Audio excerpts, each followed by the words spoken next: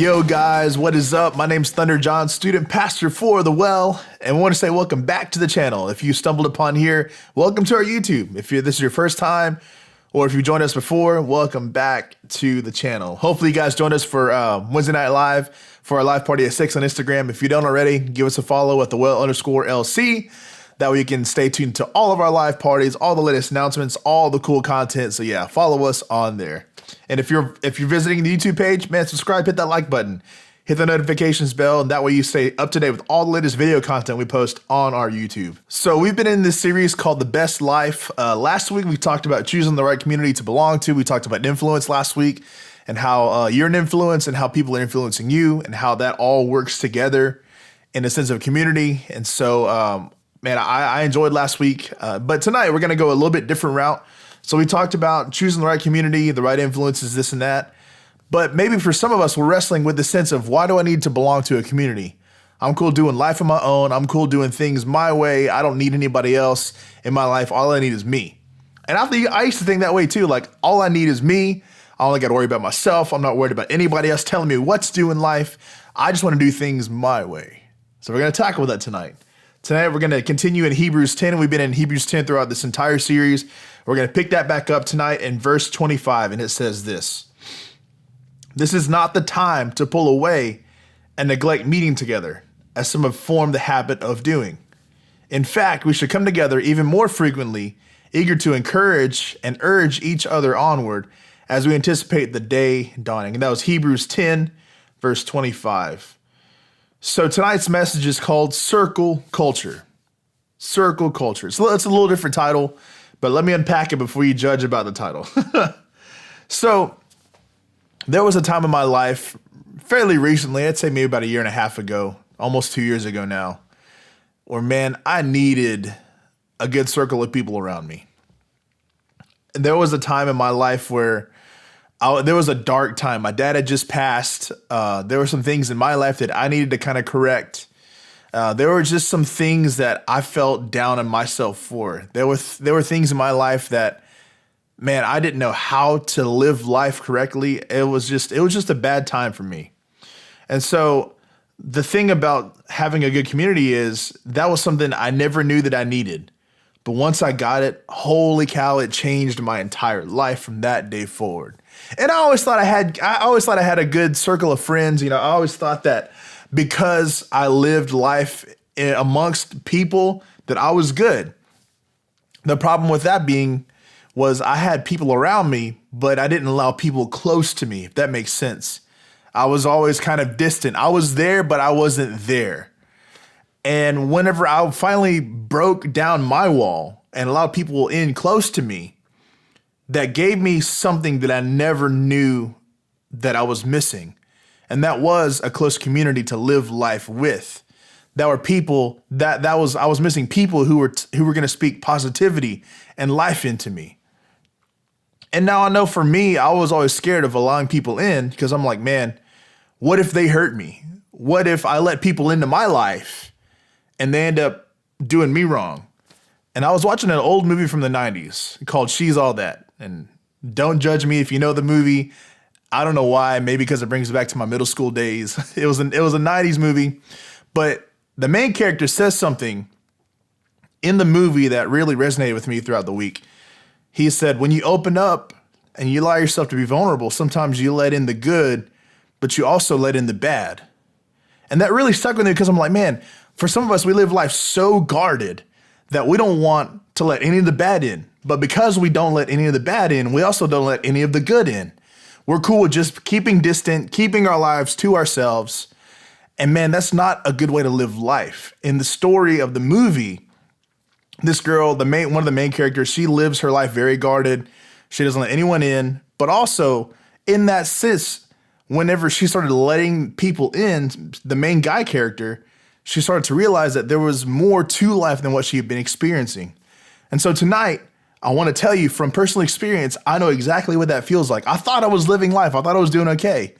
But until I let in a sense of community, a group of people around me, I realized that there was so much missing from my life that I never knew I needed until I finally got community. So maybe you're in the same boat.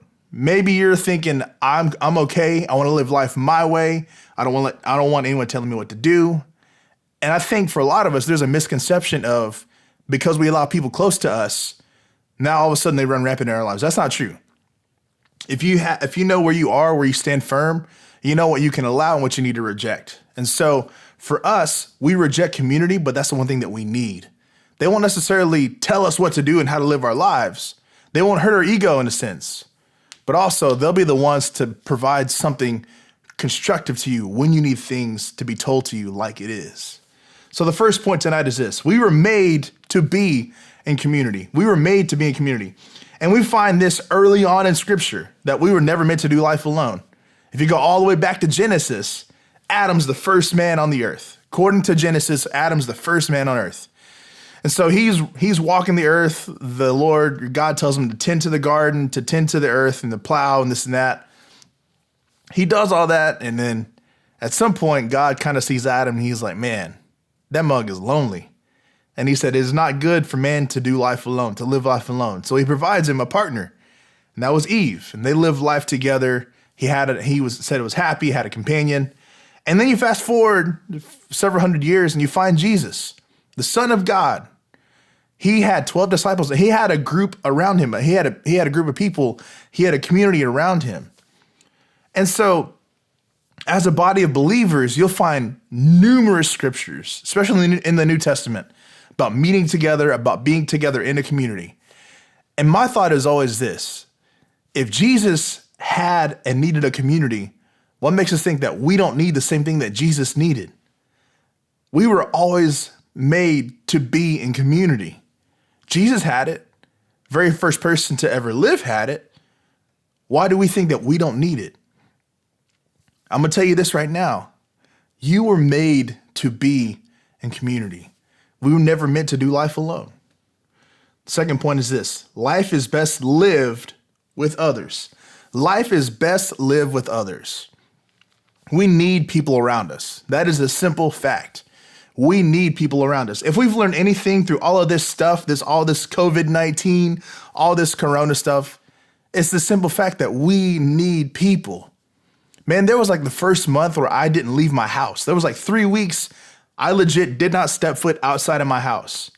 And man, it made me miss the people that I had grown so close with. Like I missed my family. I missed my mom. I missed my friends. I missed you guys who come to the well. I missed my church family. I missed so many people.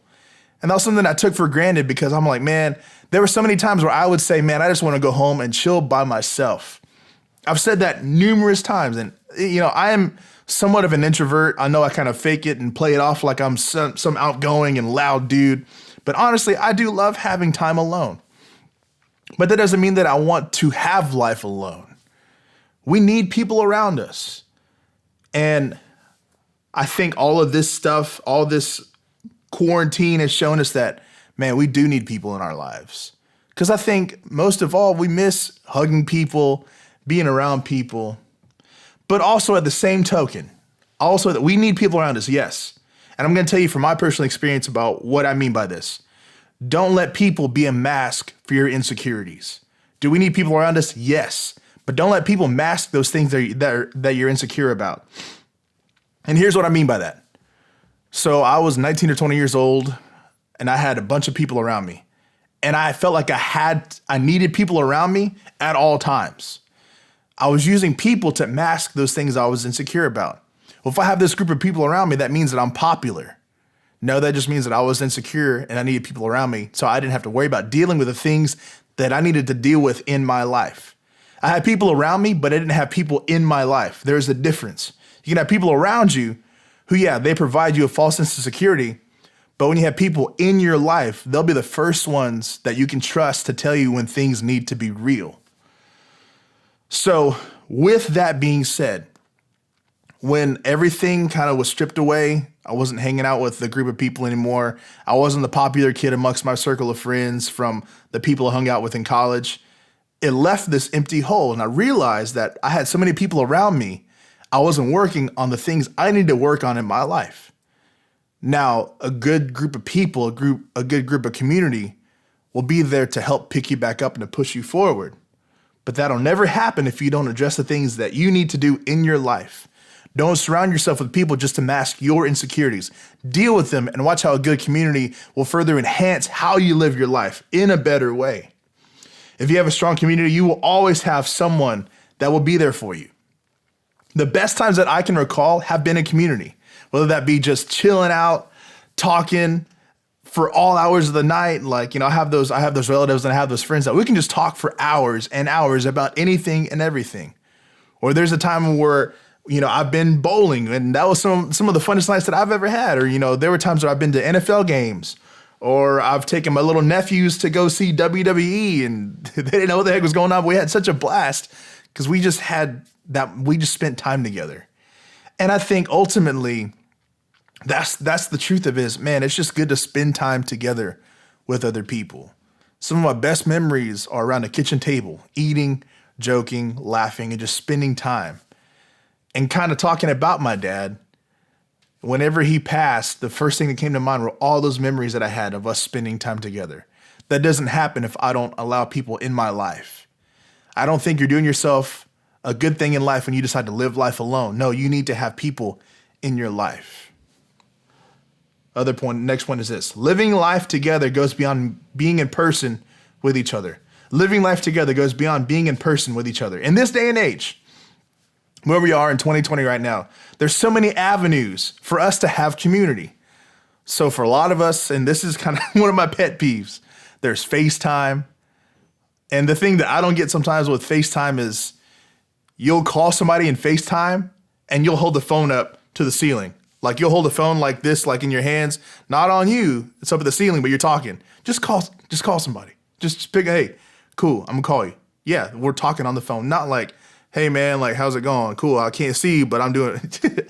Anyways, FaceTime is a cool way for you guys to do community together. There's also Snapchat. There's the video chat on Snapchat. There's Instagram. There's cool little things that you get. And for a lot of us, and maybe if you've done school this way, there's Zoom. I've had meetings through Zoom. I've taught a lesson through Zoom. There's no excuse anymore for there not to be community in our lives. There's so many avenues that we can take to let people in our lives. And here's the thing, just because we can't meet face to face doesn't mean that our need for community goes away. It just doesn't die off. Just because that we can't be together in person doesn't mean that we still shouldn't reach out to those people that meant so much to us and we mean so much to them. Stay close to people. Whether that be you guys doing a fun activity together, or you do a Netflix watch party, or you do a Zoom night or whatever with your close group of friends, man, make every intention of living life together, even though we can't necessarily be together in person. Use this time to rekindle those friendships that maybe have fallen away. Maybe you're close to someone and you haven't been as close to that person because of everything that's been going on. Man, just rekindle that. Like, get close. Like, hey man, I know we haven't talked in a while, but I want you to let you know that I'm here. How are you doing? How's life going? Let me tell you about what's going on with me. And y'all re-spark that friendship. We have the time to do it. There's no excuse. Do it now. There's no excuse right now for why you shouldn't have community with people right now. You've got all the free time in the world. It's not like we're going anywhere. School's over. Some of your trips have been canceled. Our summer camp's been canceled. It's just, there's no excuse. There's no excuse why you shouldn't be doing community right now. I've made a conscious effort to stay in contact with people that matter to me, whether that be your leaders through us doing Zoom meetings, or some of my friends, or some of my family. Like, I've made a conscious effort. So I'm gonna speak. I'm actually doing what I'm telling you to do. Be intentional about doing community, even still through all of this stuff that's going on. There's no excuses. Find a community to belong to. And the last point tonight is this: live your life in circles.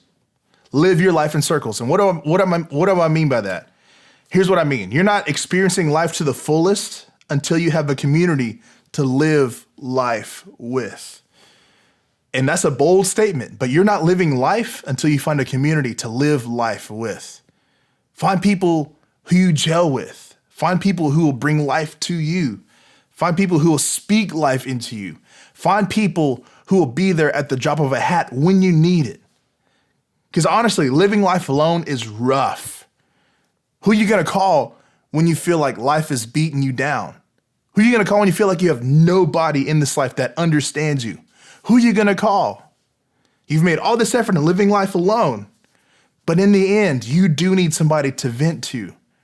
And we can say, bring it to God. Yeah, but God gave you people right now in your life that he can use to reach you. Don't mistake and don't misunderstand the gift that God has given you. And that is community. A good community will always push you forward. You may feel like you're down, but they'll pick you back up and say, no, bro, keep going, keep doing your thing. And you don't get that if you do life alone. You don't get all the benefits of having people in your life if you decide to push people away. Say, I got this, I'm gonna do it alone. And honestly, if we do life alone, there's this simple fact too, if we can be our worst enemies. We can be the ones that are hardest on ourselves. We can be the ones who really talk bad to us about us. Like I have my worst thoughts are usually about me. Like maybe I'm insecure. Maybe I feel like I'm less than this and that. A good community will see past all your mistakes and all your downfalls and say, no, I see this potential in you. We can always use a new perspective on how we see things because people may see things in a totally different light and it may actually be better for us to see things in a new way. A circle draws you in when you feel distant. A circle will make sure that you never feel like you're alone. A good community, a good circle will always say, no, you're welcomed here with us. Don't neglect the one thing that we all need in life, and that's a place to belong. And that's what we all strive to live in this life. That's what we all strive for, is we simply just want a place to belong. And you can say all the things that you want, and you can refute this, but no, at the end of the day, you, me, anybody, we all just want a place to belong. We all want to belong to something. Let that something be something that gives life back to you. Belong to a circle. Don't do life alone. Don't neglect meeting together, even if that's virtually. But make sure that you find a community to belong to.